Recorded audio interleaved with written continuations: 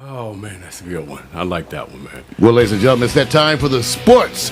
New Sportz by Vic. Written, directed, produced by Victor Allen. That's right, New Sportz is your look at today's urban sports world. That's right, hot ladies, hot athletes, laying that pipe, running that track. What? Hey, whoa, here's Vic. Whoa. No laying pipe on here, man. They work in the summers. You can't say low. They work in the summers in construction. Let me get right into the topic here before we go any further. We're going to talk about rogue boosters, Cam Newton versus Tim Tebow, and bring a gun, go straight to jail. And we'll just talk about do you believe? And, hey, you know, it's Indianapolis Colts owner Jim Irsay sitting up there trying to get some feelers down in Mississippi, Brett Favre style. So we're going to start right away before this man gets me out of control. I do not endorse some of the things he said in the intro. So I'm going to start right off with steroid. I'm not. They use a steroid. Not doing it. We're going to go right here. First topic, rogue boosters, because I like the term. Somebody's using it. I'm pretty sure it's all hype. But here's the thing. You know about Miami football, okay? 15 players under investigation for possibly receiving improper benefits. All right. I thought about that when Devin Hester caught the pass. See? I thought of what you said. I said, oh, see, now, it's it shows you the impact. Yes. I saw Devin Hester. He went out. They showed him. I said, he's one of the players that's implicated. This is so much bigger as it relates to current players. And you say, now, what's the chances are that all of these players will all say, no, and it's proven? The numbers increase potentially, right? They're saying yes, mostly. Right. Some ain't talking, but most. See, I think if they feel if they are beyond, if you've been in the NFL, what can they do to you? Right. I mean, it's their rule. It's not a crime. It's an NCAA rule. I broke your rules. You know, tough shit. Get over it. I mean, that's what the athlete, when they're going to try to... See, even like Reggie Bush, the contract probably says you have to get... I would say I lost the trophy. Where's the Heisman? I can't find it. But you know what? I can't find it. It would be over in the Philippines somewhere. You know what? I think the part, they say you have an afterlife after football, and people have good selective memories. Short memories for the fans, but as you go into your career, people are going to look at you having a mode of cooperation. So maybe he's thinking down the road or whatever the case may be. It's different from our position because we're not 25. So I'm going to give him that pass on this. But I want to get into the rogue booster. Okay. Are boosters the bad guys or just caught in the middle of the fray of the greed machine? Because when you say rogue booster, they don't get penalized. They all rogue. I mean, rogue meaning they flaunt it with the rules. That's right. By giving you perks. That's right. Little things. They let you drive the car. Right. They let you use the Vegas condo for a weekend where you and the boys go down there with your honeys. So it depends. And there's degrees of breaking these rules. Right.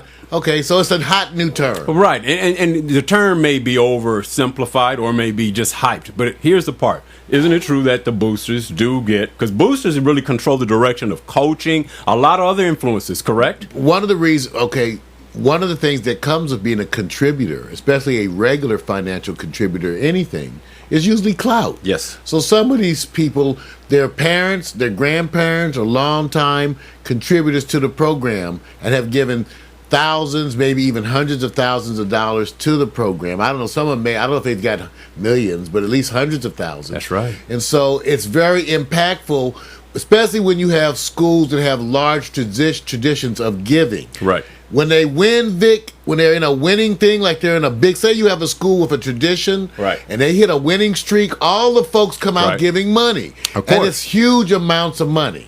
True. Huge amounts. So there's a good side. Well, I don't know if it's good, but so they court the boosters. They court them. I know that, but can't we say that they are different level of boosters? Right. There's broke ass people giving $50 a season. And then there's people who give $50,000 a season. Right. In other words, the booster program is to me like a high-level corporate exec. Somebody's going to say, don't even try to compare those two. I said, no, you have to deliver every day. And you get perks. That's right. So now, do they flirt with the line of saying... Yes. Yes. Okay. So and we're going to, too, because Pac Stereo wants to embrace UCLA women's volleyball. Okay. I've seen those babes.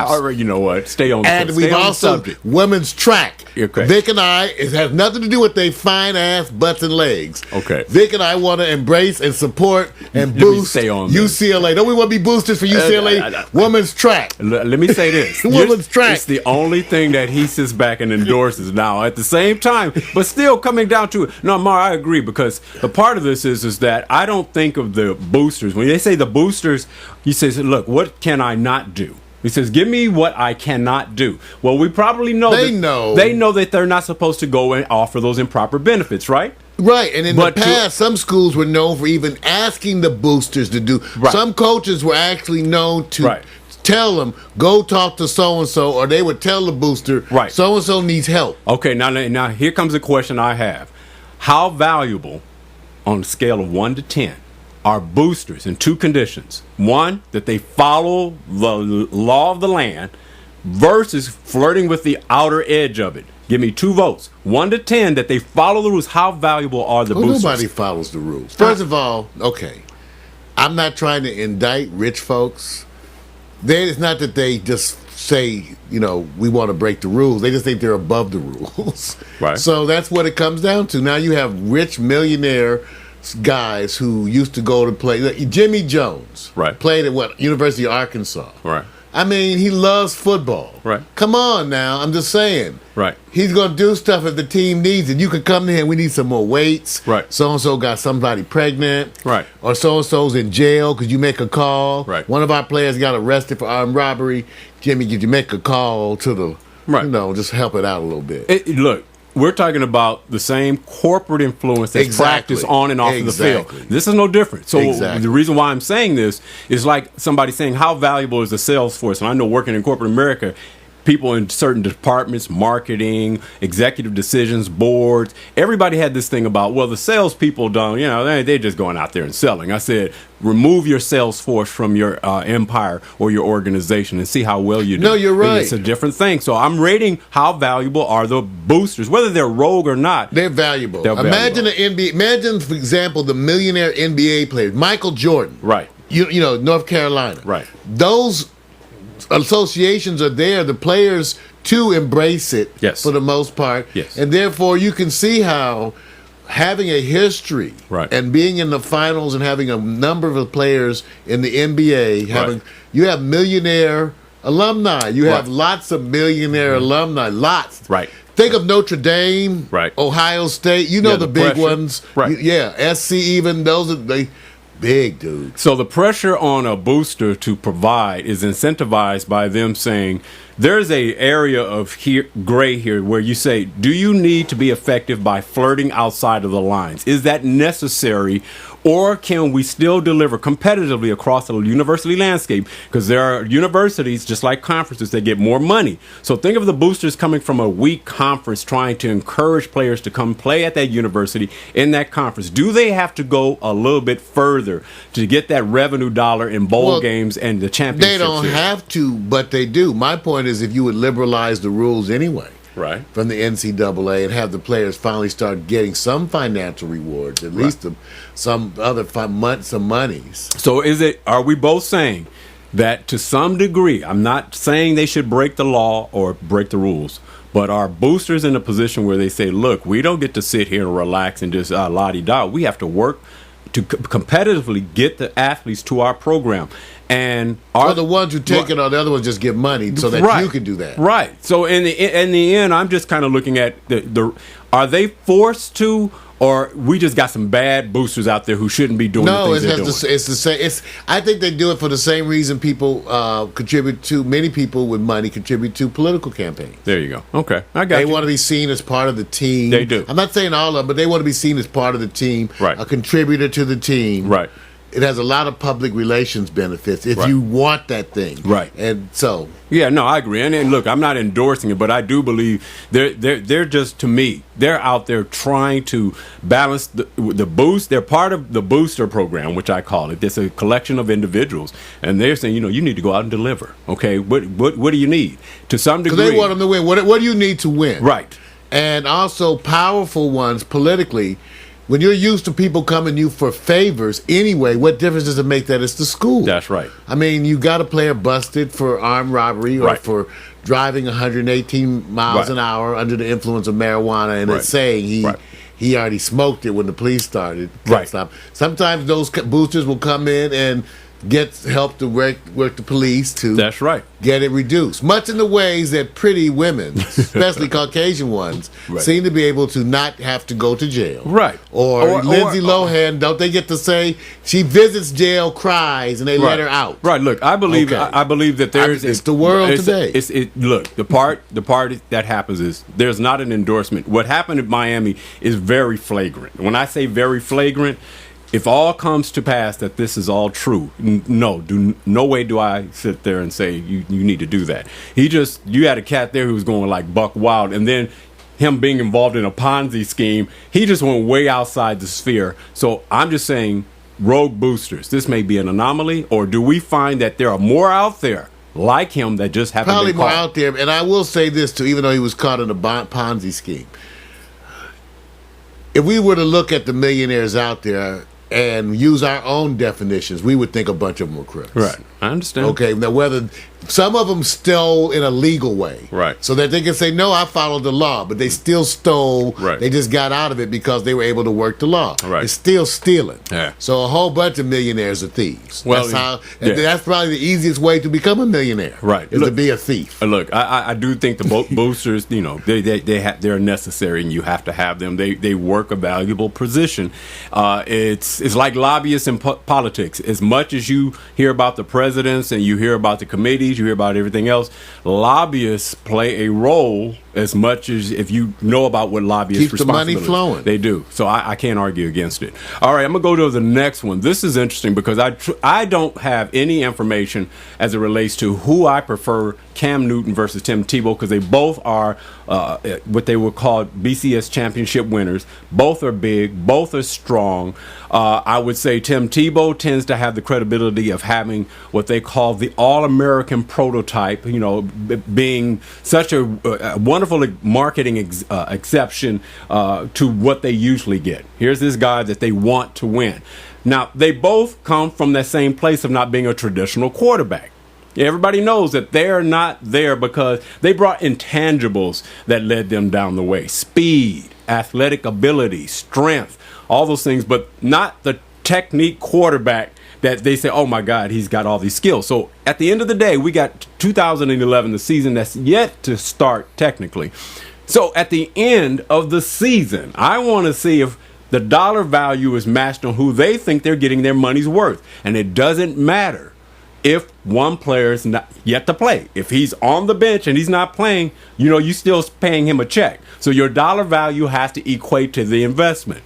Well, Cam Newton may have an edge because he's with the Carolina Panthers, so he's already on the field. We know Tim Tebow has been relegated to a backup. It's already done. So here's the case. Who will get the best investment value from the money spent already? Cam or Tim Tebow? Who do you think, Mario? Well, let me just think. I think they're both going to do well. Okay, to tell you the truth, I too have a slightly different opinion of Tim Tebow. I think there's room for him, and it really has to do with which teams too. By the way, and because one of the NFL commentaries was that there's still a lot of teams who would like to have a Tim Tebow. Oh, of course. Now, certainly, I don't think he's in the running for being the best quarterback in the NFL, but I get all these other people who've been, mediocre. Right. But I say this, we used to give a lot more time for the quarterbacks to develop. In the days when we were coming up, Vic, they used to talk about 3 to 5 years. It's short memory now, boy. Isn't that something they used to talk about? You would be a backup. Almost anybody was expected to back up. Look how long did Aaron Rodgers sit behind Brett Favre? Ooh, see what I'm saying? But what was the reward on that? Well, see, it was a rare quarterback in our day that came in and started. Joe Namath only did it because of the AFL. Right. Okay, so it was rare. So I think that looking things with a slightly different perspective, you got to allow time for them to adjust to the culture of the game, the speed, the culture. So I think Cam is doing well. I actually think Tim Tebow is not okay.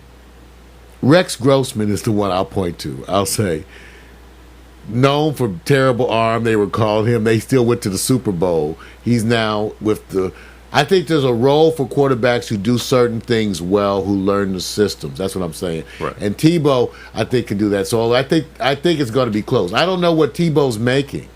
See, that's the thing. I know Cam has the big contract. See, that's why you say, but Tebow I don't think has the big contract. But so it depends what you get out of him. Even though it must be interesting, I must admit.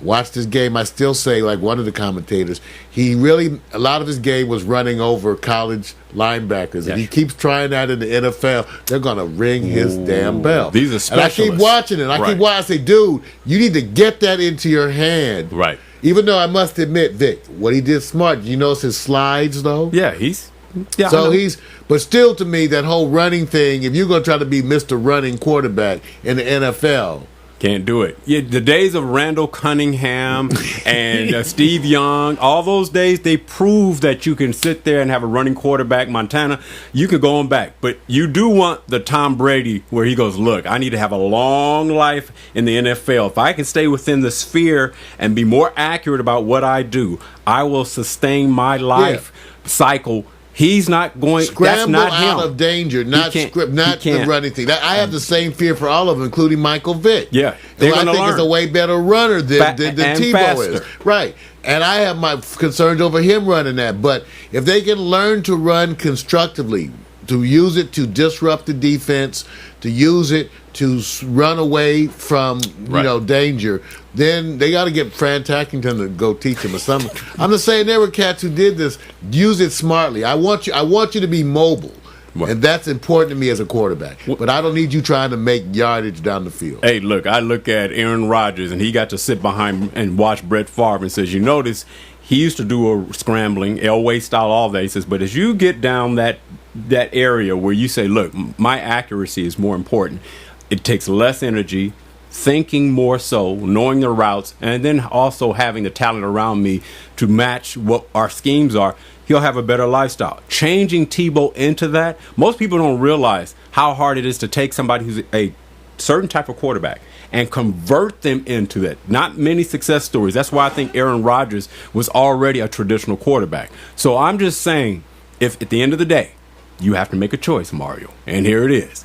No one's saying that you have to have more information. We're just saying you are paying for a cat here. Tim Tebow is #1 jersey selling. He's already making money. So the investment of the money may be getting a return already for his jersey. Well, who's it? I mean, I know that's the club's investment. That's his investment. That's what I'm saying. It brings people to the stands that people want to buy. There's a tie-in to it. In that sense, that's already been shown. Right. He's selling tickets. Right, but now the fans are going, I'm not going to see him on the field. Now you got Cam Newton, who they're saying, hey, we're paying him. You never know because the injuries are such in the NFL that stories get written. Right. It really is. People get injured and you get thrust into situations. Right. Look, let me say this. I'll put a vote out there. I want to see Tim Tebow successful. But the dollar value to me that's going to be reward, even if Cam is not doing that well, he had a bad game his last game, he's on the field. When you're on the field and you're playing, much better that you're getting your return to value. If Tim is not, he's not going to even be in a specialist position maybe. If he's not even in that,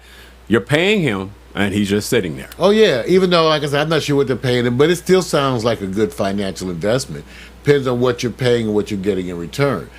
Like, for example, like you said, Tim Tebow currently is more of a ticket draw than Cam Newton. Right. That's clear. And he made good money because if you get selected in the first round, you're not making just $1 million a year. So there is a value. Right. Now, I'm going to switch that picture down. I want you to let you guys know that there was a Tim Tebow before and after. You just got to figure out which time he was before and which time he was after.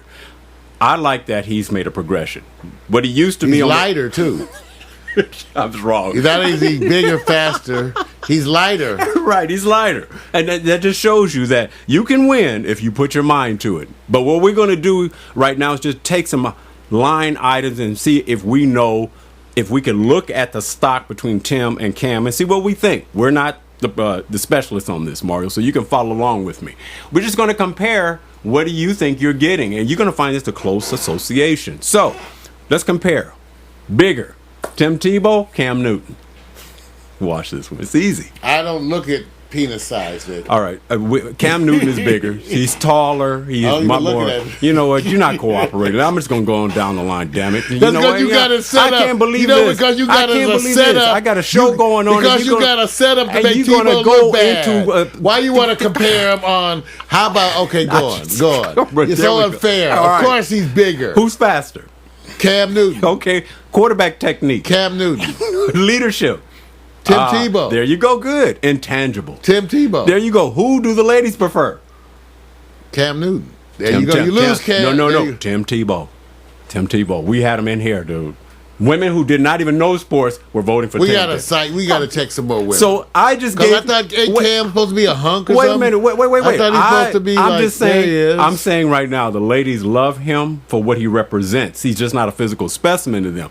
So you said I was unfair. You said I was unfair. Wait a minute. Cam, Vic just said that the lady said, Cam, I ain't in that, Cam. Wait a minute. Cam, Vic just said that the lady said you ain't a physical specimen. No. Now, that's what Vic said. I ain't in that. Let me correct him. I think you are a specimen. Let me just correct what I said. Ladies like you, I'll hang out with the club. I said that he's just not a physical specimen. You have to play with the words a little bit. That's what I'm saying. He is a physical specimen. He's just not that. He's more than that as well. See, the part... It's the way he said it. See, right. You're trying to defend him. I'm defending him too. Now watch this. He said I was unfair. You notice the vote went 3-3? But you said I was unfair. That's because it's a setup. What setup? I tell you, Vic sets up these quizzes, y'all. These quiz traps. All right. It's like cosmopolitan on crack. All right. Okay, now that we went through there, we'll let the public go in and determine. This is going to be interesting. I can't wait to see the end of the year because Cam Newton has a ways to go, and Tim Tebow. You want to see a winner. Well, here's the one thing that's kind of bad. It does seem to imply, however, for him to get his chance, somebody's got to get hurt. That's right. I hate to say it like that. Yes. But, I've watched games and been stunned in games when two quarterbacks went out. Remember, we've seen games where they thought they were going to pull in the punter, right? They were even talking about, the fourth-string quarterback is the punter. Who's never. So we know that there are games when you could lose to, but I'm not going to wish anything bad. Right. But imagine the Denver quarterbacks starting. There's going to be a certain percentage of the fan base that's going to actually be wanting you to get sort of taken out for a minute, so that they can see Tebow. Yeah, it's going to be. Hey, look at Henne in Miami when they looked at the idea that they were probably going to get. They entertained the fact that there was a trade that may be looming, and they're booing him. But if you look at his production in preseason, he's doing okay. Yes, does he show some of the same similar problems he's had? Yes. They just want a better quarterback. Not saying he's a bad quarterback. Yeah. They just want above average quarterback and greater. Hey, I think the talk, and maybe we can hit this up in one of the future shows, is going to be Terrell Pryor versus Tim Tebow, because actually those two are more similar in issues as entering quarterback than say he and Cam. Because Cam Newton still looks like everybody's wonderful protege package. Well, you want to develop him. You think he's got the arm, it can be developed. You think he has the attitude, it can be developed. You think he's physical, it can be developed. Now you got Terrell Pryor and Tebow. You feel like they're limited with certain ways. That's why I think it's interesting to watch what happens between the two of them. And the only reason I didn't do Terrell, because it's universally known that he's slower. He's deceptively fast. I'm saying the difference with him. They said, "Whoa, he's still a project incoming," and he said he played wide receiver even. Yeah, he did. But see, when you go, I love when people go, "Well, when I get in the pros, I'm gonna go to this position." Do you know going from left tackle to right tackle is a big difference? Oh yeah. All right, so imagine tackle. It is a big difference. So imagine you going from quarterback to tight end. I said, you now know you're gonna be in the fray. Body hit all the time. You know what? Even though who is probably my favorite player who pulled that off? Hines Ward, being that running quarterback for Georgia, those clips are phenomenal. Yeah. Going to become, even though it's a lot of history of people going from quarterback to receiver. Right, and when you go into the NFL, it's one thing to go from college and they recruit you and say, we're going to put you in this position. That was the old day. But to go in the NFL as a quarterback and say, we ain't going to make it. You can be a tight end. And I said, you know what you're about to get into? That's a whole different... Okay. Even though some, I guess, will like it, I guess. I know. All right, we're going to go over to what I call why bring a gun to a football game. It's very simple. High school? Yeah. We're going to talk about the 49ers Raiders series, who right now, unfortunately, since 1967, they're already receiving calls and when I say receiving a call, not from the fans, but it's really the decision makers to say, let's end this series indefinitely because of course, the incident that happened a few days ago. And here's the question, Mario. I'm not going to get into. We feel for the people who are hurt. You know, the beating in a bathroom. You know, somebody shot, and then of course there's 3 others that are injured. Twice in the abdomen. Right. So we know that's bad. Now, does this set a precedent that there will be changes in the NFL? Maybe not just football, where you're going to see, are they just going to say, hey, look, isolated incident, we're just status quo, keep it as it always is? Or they're finding now that 2 things are happening. Either California's got problems because both incidents with the baseball thing at Dodger Stadium and this happened in California. And unfortunately, it involves San Francisco. Yeah, so, terrible, huh? Right. So you got Oakland, L.A., San Francisco. So with a gun coming, with the freedom of people to bring guns, you know and I know, we say this.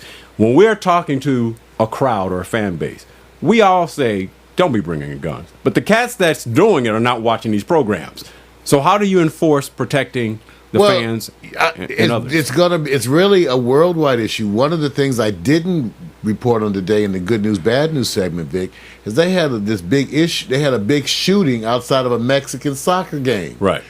Outside the thing, and that was on the international news. That's right. So when you watch the international news, they have so much stuff that goes on in England at their soccer games, just the ones between the divisions or whatever. Right. So violence at sports events combined with drugs like alcohol is an increasing issue worldwide. I think one could try to make it seem like we crazy here on the West, the Wild Wild West. I know y'all call us the Wild Wild West, but I don't think it's that we're any worse. I think you just hear about it more. Really? And you've had it, but I think it's a problem that goes on around the world, and you certainly see it overseas. And just remember, Vic and I just commented on, it wasn't guns. The Chinese had a full brawl. Right. That's right. Okay. That's right. You know, and then they were told by the government they had to go act right. Right. So here's a question. This being something different, you know, it's like the airport when they say we had to make massive changes after 9/11. It dealt with costs. This is what I'm thinking. I don't know if there's going to be a big difference. I think they say, you know, what it's going to cost us to try to check everybody? Because it's a societal problem. They've always had, when I was in high school, they had a football game where before the kickoff, someone shot the ball off the tee. Right. I know. First of all, I don't know how they proceeded to play. Right. Right. The game after that, because after you shoot the ball, I'm like, I ain't going out there.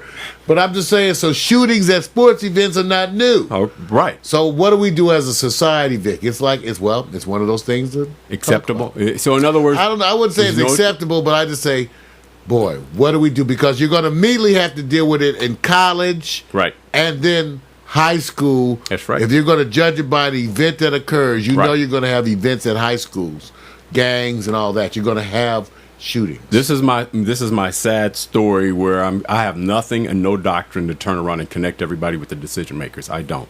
I think the sad story about this is that they're going to wait till somebody actually dies. And that's the bad thing, because I'm going, at what point do you not have a call to urgency right now? Because to me, I'm going, I think everybody's concerned who are concerned. True fans, the ownership, everyone, they're going, so who's going to pull out the money out of their pocket? Okay, I can tell you what happens. I just don't think that it's really the solution, because people can sue and it's a deep pocket. The owners will increase the security at the game so that it's higher than the security at any other event. At that point in time, they become the standard of practice. Right. So you can't say be better than that. Right. That's a false sense of security, because, again, what's going to happen at the college game or at the high school level? What are you going to do then? So you're going to end up banning all sports. You can't expect the high schools to put in metal detectors, security fence. I know. Because even if you get through, you can go over to the fence and they pass your gun through the fence. But people want results, resolution. Actually, what they tend to do is pacify people by acting like they're doing stuff, by looking busy. Enough time goes by, people forget. So you actually do nothing, you waste some money. Right. And I want to say that, you know, it's just the irony that it is taking place in California.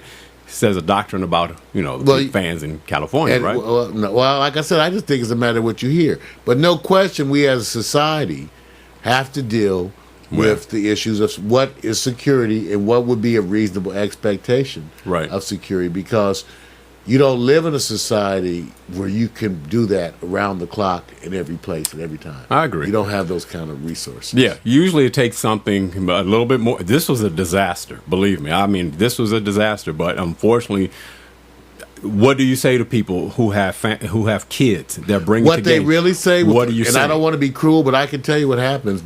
Statistically, law enforcement look at the number of instances over a given amount of time, and then they prioritize that versus other things. Yeah, if 10 people get killed at sporting events, you have to prioritize that with how many people got killed on the avenue. That's what I'm saying. That's the reality. Right. It's not that it's saying it's less than. I'm just saying collateral. You less likely to get shot there than you are at Tommy Burgers or something. I know. So. I know. That's what I said. The sad part about this is there's a collateral effect that they said until it occurs more often, then we can justify what resolutions we have on the table. All right, I'm so glad to get out of that one because we stayed honest and we didn't get all crazy and out of whack. I'm gonna go to Do You Believe so we can exit out of our sports program. And then there's a wonderful owner. I always like to see owners who say, I'm more than just a suited owner. And I want to know, when the man says, I'm just a country boy singer at heart and I'm going down to Mississippi. Well, Jim Irsay, owner of the Indianapolis Colts, a la Peyton Manning country. Oh, do you believe the Indianapolis Colts owner, Jim Irsay, said, it's Irsay. Irsay. That's a typo. You pronounce it's Irsay. But I've heard him pronounce it two ways. I have. It's Irsay because that's a misspell. You got to hear it spelled too. It's Irsay. Well, then they had it also misspelled. My bad on that. Apologies, Jim. Because there was the family that moved them. Yes. If I remember, I get confused with the Rams and all that because we had a whole bunch of stuff like that. I agree. But the Irsay family was one of those ones who came in and bought and then moved the team. And let me celebrate the franchise because they did wonderful things. They say family ownership. It's like Pittsburgh. You look at Pittsburgh. It's one of those families. Oh, man. Because if I remember right, isn't he the son? Yes. Right. And so you see how he's our age, damn near. And he's the son. He's the son. That's why I remember Irsay because when they were buying the teams, something around the Rams, at least they considered buying the Rams. That name is in my mind from when I was like 13, 14. There's a legacy that follows them. Yeah. And you like it. And they see it impacted Indianapolis. Well, let me just say this. Jim, gone. He says, I'm down in Mississippi. Jim is a tweeter. CEO tweeter. I like that. Down at the crossroads, looking for that deal Mr. Johnson cut so many years ago. Referring to Brett Favre jokingly as is a smart move with the present quarterback Peyton Manning recovering from off-season surgery. Is that a smart move that he's joking about that while down being in Mississippi? Is that a joke? Just a simple tweet, or is he planting seeds, Mario? Do you believe? Oh, I don't think it's a joke, but I don't think it even is. I don't even think it's an issue. I think actually, especially when it relates to Peyton Manning, I think those things get discussed kind of more up on the front. What I expect with Indianapolis, and this is where I look at Peyton, that they're going to probably try to find a very strong protege to put there with him. Right. How valuable is it to be his backup for 2 or 3 years? Yeah. That's valuable. So you're thinking what we're thinking. And I think he's talked to about, because I think Peyton's going to go.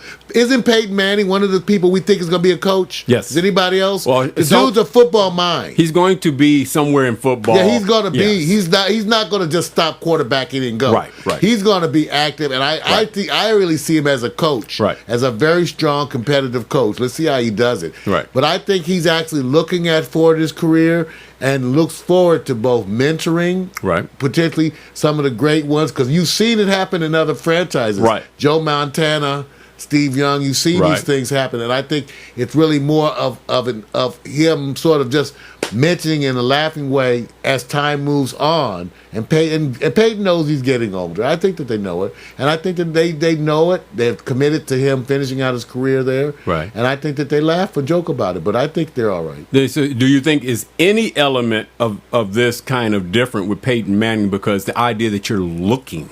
Because it's Peyton Manning. No, because I think they're always looking. Okay. And I think Peyton knows that, and I think he's even part of the process.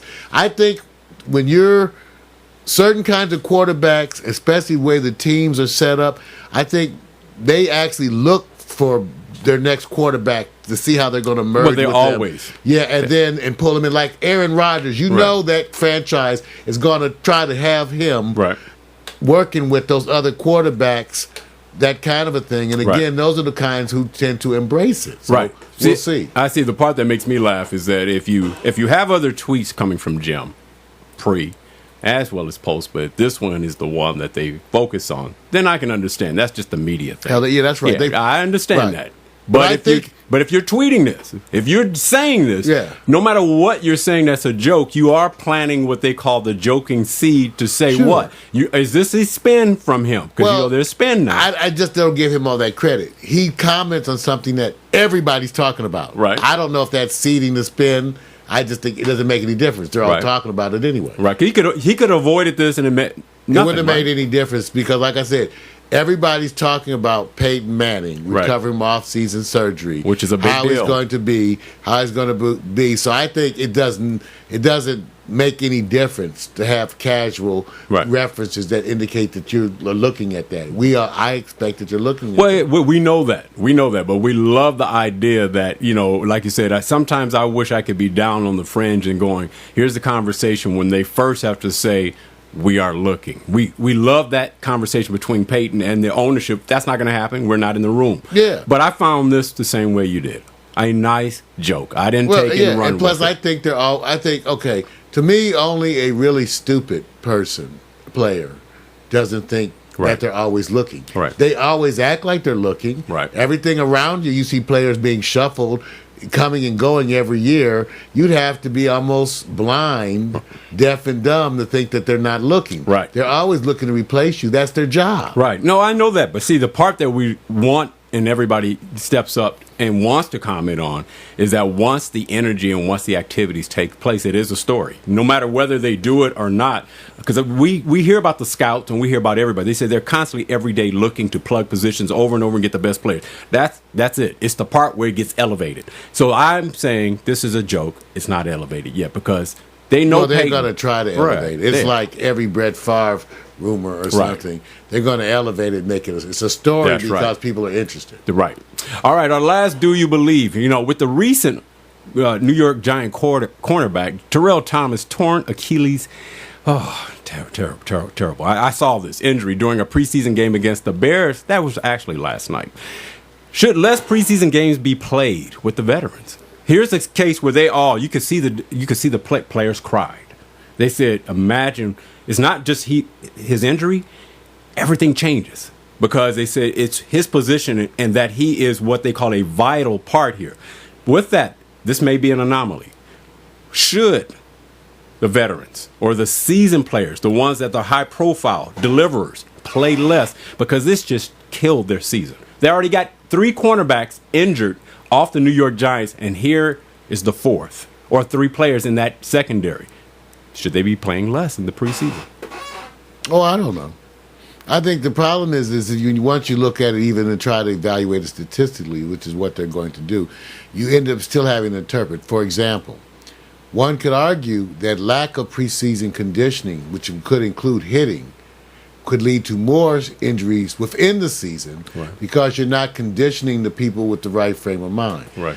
It's very hard to prove either way. The studies go back and forth, but it more has to do, the solutions have really been financially motivated. Right. In other words, players wanting to be paid, insurance contracts to cover them. Right. But no one knows for sure. The question is, no one can tell you what is the right amount of hitting to do to maintain the NFL player. Right. You see things happen on both sides. If you hold them back from hitting and doing it in practice, that means you often enter the game so where you mentally are not as used to hitting. Right. So the injuries, instead of occurring in the preseason, just occur during the season. If you see more or less injuries, then you could look at that. The NFL tries to study the incidence of the type of injuries and try to look at ways to prevent them, Vic. But certainly, by not having a game, you will have less injuries. That just makes common sense. If you don't play football, you will have less injuries. Right. On the other hand, I don't know that proves anything. No, we're not. It's a subjective decision. Well, and they're studying it, but it's just not good answers for those reasons. Right. I said, look, the difference is this. You could get injured at any time, but everybody knows. The ownership sits there and says, look, we have to do the best job we can to protect our players so they can start the season. The last thing we want is an injury, especially like his, where it's his own player. I said, I know you want to sit there and say this. Put the decision in the player's hand. They want to play. Well, the other thing is because of these kinds of things. See, even if you were an owner seeking to protect the players from injury, and my thing is that I think one day they're going to have basically be covered with what I call an exoskeleton. Right. A skeleton on the outside, like an Iron Man kind of a suit. Right. Where that prevents, but even those kind of things wouldn't have prevented this injury. The Achilles tendon is the tendon that connects your heel. Right behind you, reach behind your foot. It's a bad injury because it's a weight-bearing place. And Season gone. Rosie Greer in the old days ended it. Number of people that ended their careers. Right. And so even the stuff we're talking about, if you had the battle suit or the robot suit, I don't know that would protect those kind of things, Vic. It wasn't so much a traumatic injury as maybe a use injury. You know what I'm saying? Right. They don't hit you on your tendon and you rupture it. Right. It tears while you're in the act of exerting the muscular pull. Yeah. So I don't know how to, so he could have pulled that running in practice. Right. No, everybody knows that you're going to have frequent. I had a ex-girlfriend did the same thing. Just Achilles tendon. They stepped off the curve and she was out for a full cast up the leg and everything. And like I said, it was my ex. I still say the players want to play, but you do have to make these decisions because when I can imagine that you watch the quarterbacks and you see how they protect the quarterbacks. They go, look, I know I want to see my quarterback do good, but the last thing I want to see them do is get injured in preseason, and everything starts with the quarterback, so you see less of them. That's a decision you make. It's just different with other players sometimes. Well, that's what they do, and you have to weigh with that the value, because I can imagine middle linebackers and linebacker crews who do no hitting, right? And then you go to a game. I just can't imagine that, Vic. Yeah. How do you even condition your head right? Well, if you're a linebacker and you do no hitting in practice. Imagine the players when early in the season, and the owners was talking about let's have more preseason games. They said for trade-off for injury, so you guys can get more money for the people to play the preseason games. What's the trade-off As here? long as they pay them, I don't have a problem, because to me, based on what I'm seeing, most of the teams today use the preseason as a way to actually evaluate the other members of the squad. Right. They really are They just do a little bit with, their starters. Even some do more. Giants had their running backs all in the game, too. Right. And the difference on their proposal was they weren't going to pay the players. That's what it came down to cash. So, hey, look, you guys, I wish I could sit up here and spend more time. Here's my suggestion. You bring a gun, don't bring a gun to any pro sports events, or it just really... Please don't do that. That's not, please. It's just, I don't see any consideration why somebody says, well, I'm going to a baseball game. Oh, bye, Frank. All right, got to get my gun. Why? That means... Take a condom. All right, I'm getting out of here, dude. I'm done. Let's get out of here, man. I'm tired, man. I'm tired. I want to get something to eat. Peace, you guys. Ladies and gentlemen, new Sportz. Victor Allen's produced, directed his own new urban look at sports. That's right. Hot, sexy sports. Tune in. It's Sports by Vic.